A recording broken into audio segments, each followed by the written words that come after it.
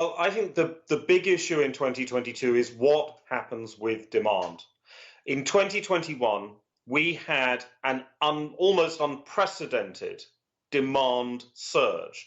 This is the strongest demand for goods, the biggest leap in demand for durable goods we have had in 75 years. Now, supply has actually increased dramatically this year to meet this demand, but you cannot expect supply to cope with a once in three generations surge in demand.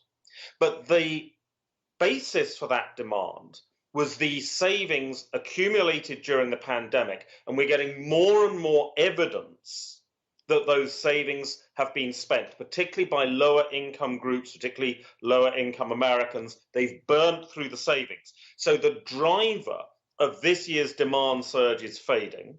The demand levels are therefore likely to start to normalize next year. And that's going to be the key characteristic. How quickly do we normalize demand?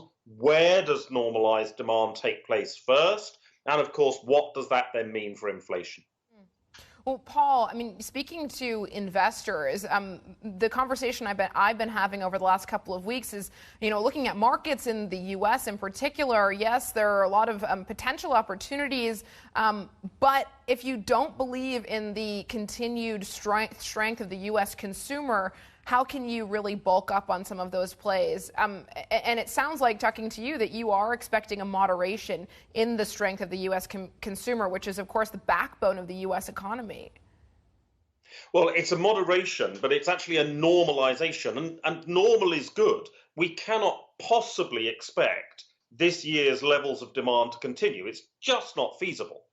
And in fact, it would be extremely dangerous if we would see this year's levels of demand continue, because that would mean that we were in the midst of a credit bubble because the savings have gone.